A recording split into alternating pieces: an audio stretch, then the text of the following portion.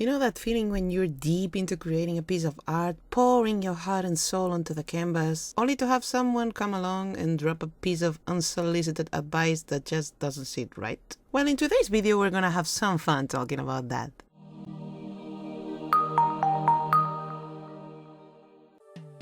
Hey, nice to see you. I'm Rina, a digital illustrator, and boy, I've been wanting to make this sort of video for so long. So recently I asked on my Instagram Reels, what's the worst art advice you've ever heard?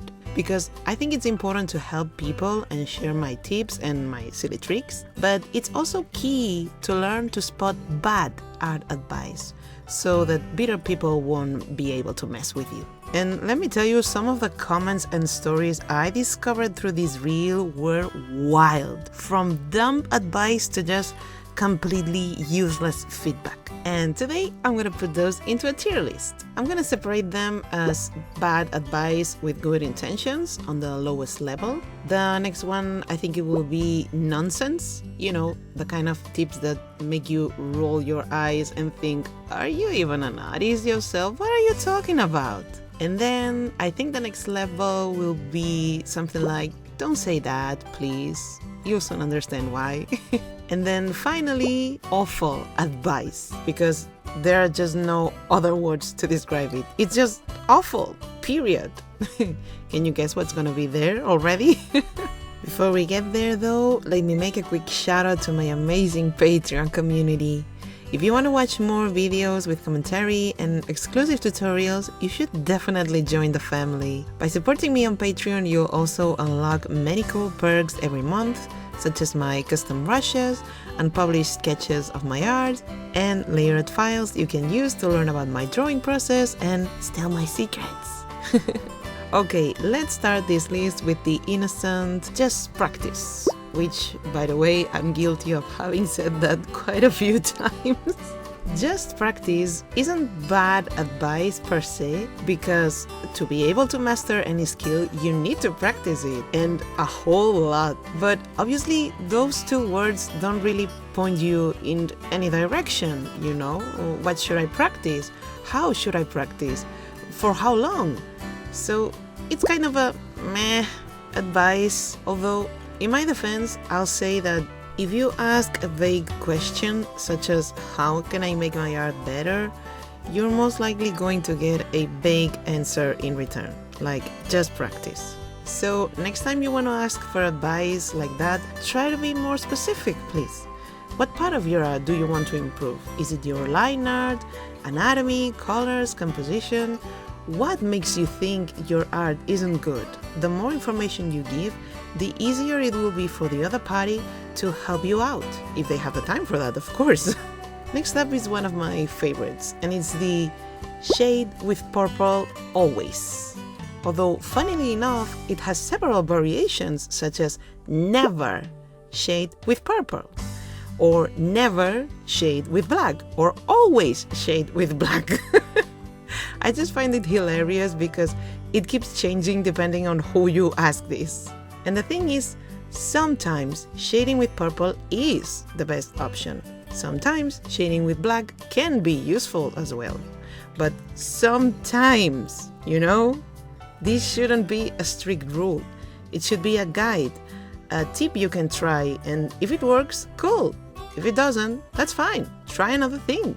Just use whatever color. The good thing about color theory is that while there are some rules to it, most of the time those are flexible. You can bend them to your advantage. So I'm gonna put this one on good intentions, because I do believe that people who say that are trying to help. They just fail at explaining to you when or how to use that advice. Okay, now a little warning probably, because this is where things start getting messy. What do you think of that kind of people that ban you from using whatever tools, such as never use an eraser, or never use mechanical pencils, or if you're a digital artist, never use the multiply layer mode, or don't use more than one layer, or my favorite one, don't use the color slider to pick your colors, because you're apparently supposed to mix them on the canvas to get the one you want, like you would do with real paint. I think those are some of the dumbest art tips I'll ever hear, because seriously, these tools exist for a reason. They are there to help you, either to make your drawing process faster or easier or more comfortable. There's no need to run away from them. I get that it's important to not get stuck with a specific tool, which is where I assume this kind of advice comes from. But banning someone from ever using them isn't actual advice. It's just stupid, and it shows that you don't know much about art in the end. I'm gonna put this one on the nonsense tier because that's what it sounds like, honestly. Moving on to some more bullshit. Have someone ever told you that you're too old to be drawing in a certain style? Or just to start drawing in general? Or that you can't draw cute animals if you're no longer a child? Well, I'm so sorry if you have, because this kind of advice should not ever be considered advice at all. And nobody should ever say that to you. And I'm gonna tell you why. Art is a form of expression. It is not tied to our age, but rather to our souls. So, if a 14-year-old artist wants to make dark, creepy pictures, let them make them. If a 40-year-old wants to draw cutesy, Sanrio-like characters, let them draw. And if an old lady wants to pick up a pencil and start learning art at 70, let her learn, for the love of God. It makes them happy. They're not hurting you. It doesn't matter whether you think that's a waste of time or talent, as some like to put it. That is not for you to decide, because it's not your life, it's theirs. So let them be happy, please, I'm begging you. And then a variation of this kind of advice that I often see is people who try to use the excuse of money or fame to prove their point, saying things like, you'll never get anywhere if you keep drawing like this, or this art style doesn't sell nowadays, you should change it. Once again, not every artist does art to earn a living. Some do it to express themselves, to help others. Art is usually not about the result, but about the process and the things we learn or feel through it. I think it's probably time to take out the big guns, don't you think? One of the most awful pieces of advice I've ever heard is the you need a consistent style. And I mean it as in, you must always draw the same way. You cannot change anything. You're really trying to tell me that I must pick up an art style, method, or tools from the very beginning and never change that again? That's a recipe for disaster, my dear, and burnout and stagnation. Like, you can't be serious. Art is constantly evolving because it's a subjective thing. So it changes along with our society.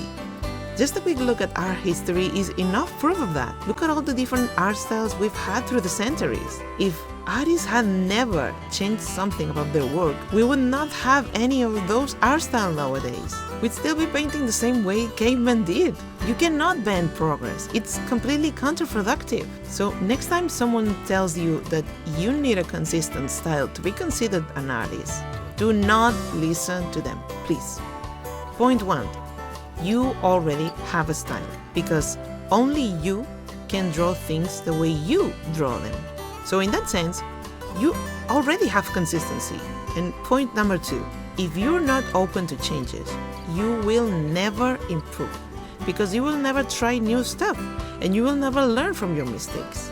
So yeah, this advice goes on the very top of our tier list because it's absolute trash. Another popular advice that I've seen a lot is don't draw digitally, because apparently digital art isn't real art because you do it on the computer, and any art that uses electricity to function isn't valid because it's faster and easier.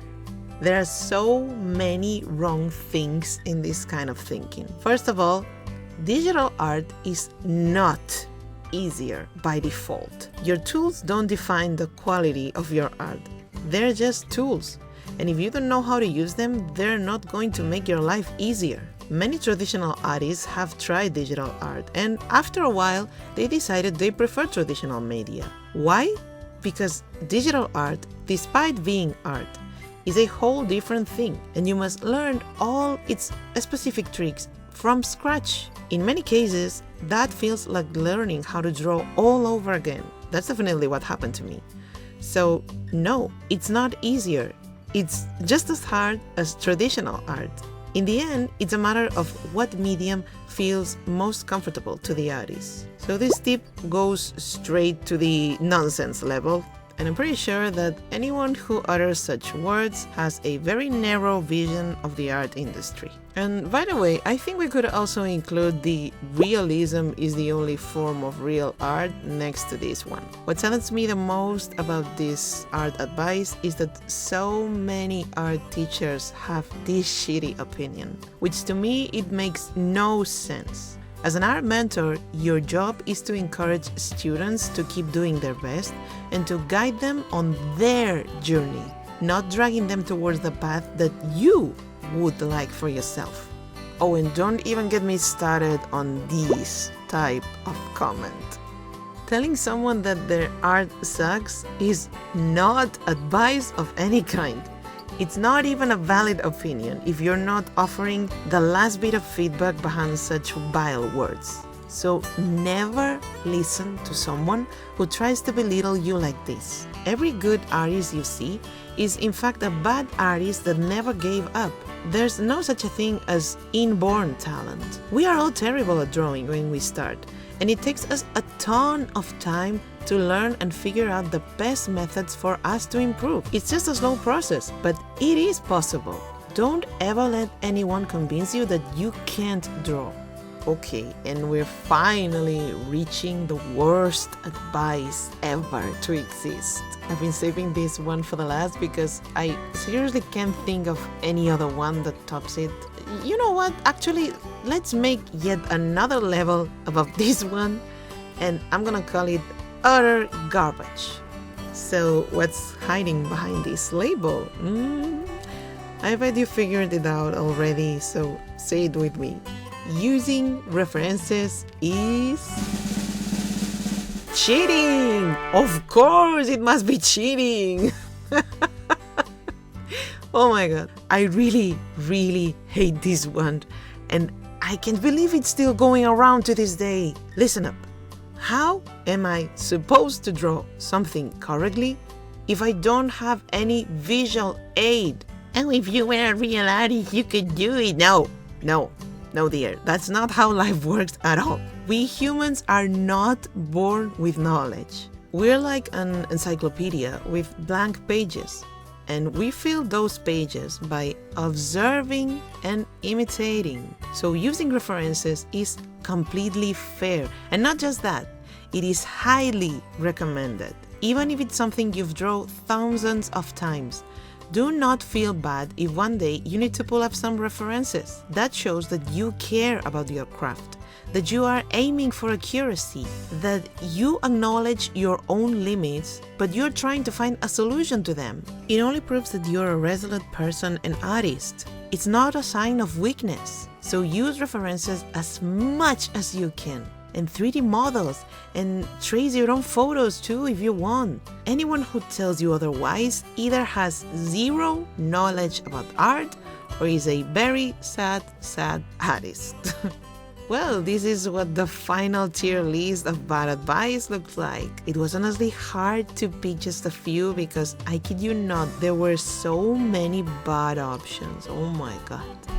Do you think I should have added more? Has someone told you any of these before? Let me know in the comments. At least now you know what kind of advice you should listen to and what kind you should completely ignore. And now I'll let you enjoy the rest of the speed paint, but not before I remind you to check out my Patreon if you haven't yet for a chance to improve your art with the exclusive videos, tutorials, and art resources that I'm posting there. Hope you have a nice day. Keep on drawing, and I'll see you in the next video. Bye bye!